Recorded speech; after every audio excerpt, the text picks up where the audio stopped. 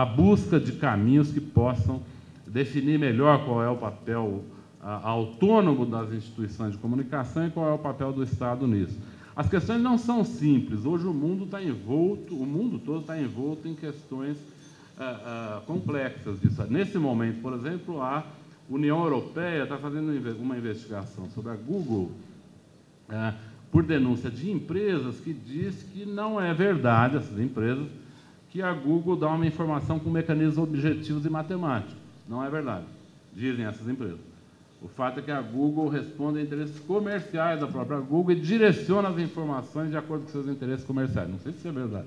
Foi uma denúncia recebida recentemente pela comunidade europeia. Ela está investigando essa questão da empresa. A mesma Google que na China está sendo pressionada e perseguida em seus direitos de comunicação básicos, né?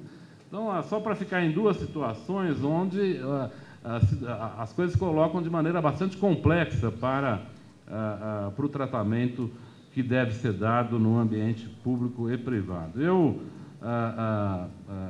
acredito que esse é um tema, meu tempo já está se esgotando, mas eu fico à disposição para o debate. Acredito que esse é um tema bastante complexo e bastante difícil, mas eu não acho que, apesar das polêmicas que sempre existem nesse campo e que são saudáveis e devem ser feitas, eu não acho que o Brasil caminha num mau terreno. Eu acho que desde 88, desde a Constituição, o Brasil caminha acumulando conquistas. Concordo com o Miro, não há nada no horizonte que possa colocar isso em risco de fato, mas há debate, e é preciso falar no debate. É preciso fazer o debate, porque, de fato, se nós achamos que uma coisa não tem problema, amanhã essa coisa se acumula. É muito comum também, quando a gente vê uma lei que é ilegal, mas que nos agrada, a gente fala, não, ela é boa, ela está ilegal, mas ela é boa. E a gente vai aceitando as coisas assim, e um dia isso se volta contra a sociedade como um todo. Então, acho que o debate é saudável, deve ser feito, mas, em geral, penso que o Brasil caminha solidificando conquistas, não só no terreno democrático da política, mas no terreno democrático da construção de instituições, no terreno democrático da transferência das conquistas das instituições para a democracia social, e isso é fruto do esforço de muitos governos e muitas pessoas e instituições da sociedade civil. A construção do país não é resultado de um decreto presidencial ou de uma lei que nós possamos votar no Congresso. A construção do país é resultado de um esforço intenso dos setores públicos e privados que lutam por ideias, conflitam em relação a questões fundamentais, o que resulta de avanços e acumulações importantes. Acho que nós estamos num estágio de avanço e de acumulações muito interessante e muito promissor para o Brasil. Muito obrigado pela atenção de vocês. Obrigado, deputado Antônio Palocci. Então, o que você achou da imprensa brasileira? Primeiro, voltando à sua primeira questão, como nós reagimos à polêmica. Não tenham dúvida que o político gosta quando a imprensa fala bem, só. Embora nem sempre a gente faça por merecer. Mas... Aquela história do Costa e Silva, nós queremos elogio, não crítica. Mas a gente tem que entender também, às vezes nós nos ofendemos com o tratamento dado numa situação ou outra, mas nós temos que confiar também que o leitor possa fazer julgamento, o leitor ou o telespectador possa fazer julgamento das coisas, quando há exagero, inadequação, etc. E que a própria imprensa pode corrigir uma coisa ou não corrigir, eventualmente. Eu me lembro de situações onde a informação publicada era uma inverdade e às vezes se corrigia. Outras vezes era uma contribuição.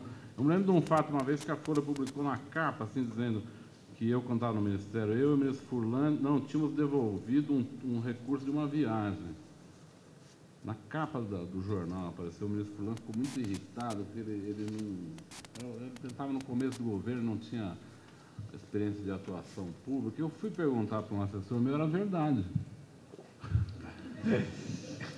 Era verdade, eu fiz uma carta agradecendo a Folha pela informação e mandei corrigir, devolver o recurso. Não, é lógico que ninguém tinha embolsado o dinheiro público, mas era um acerto que não estava feito, estava atrasado, etc.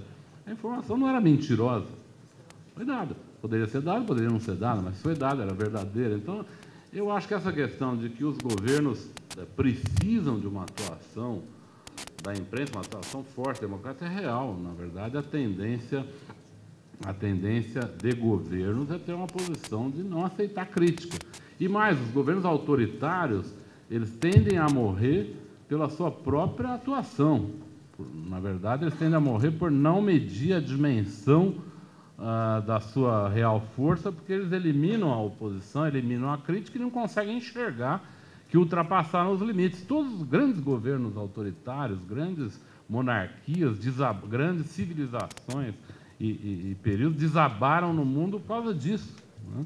Na verdade, então, o maior adversário do governo autoritário é ele mesmo.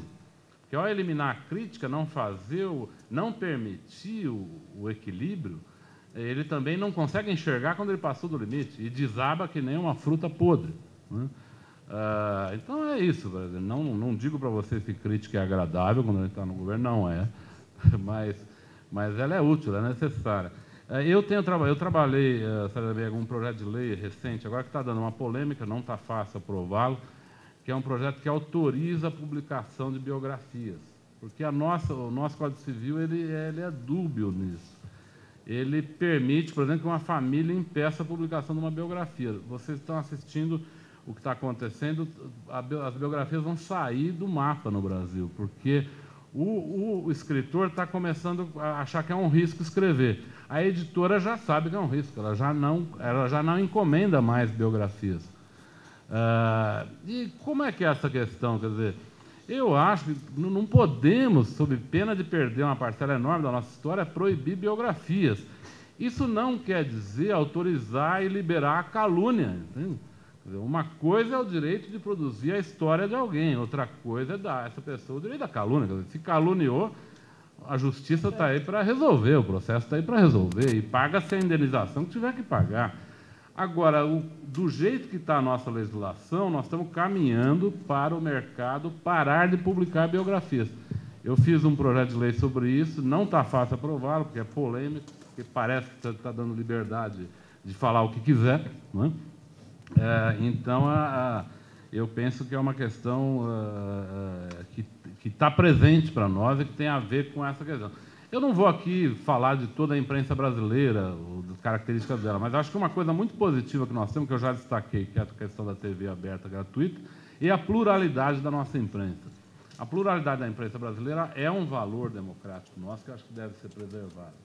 Eu não me incomoda o fato de que órgãos de imprensa, vez ou outra, afirmem posição, inclusive posição política numa determinada eleição. Tem órgãos de imprensa que resolvem dizer no editorial, olha, nessa eleição nós achamos que tal candidato é melhor para o país ou para o Estado. Eu não me incomodo com esse tipo de coisa. Eu acho que instituições que são concessionárias não devem fazer isso.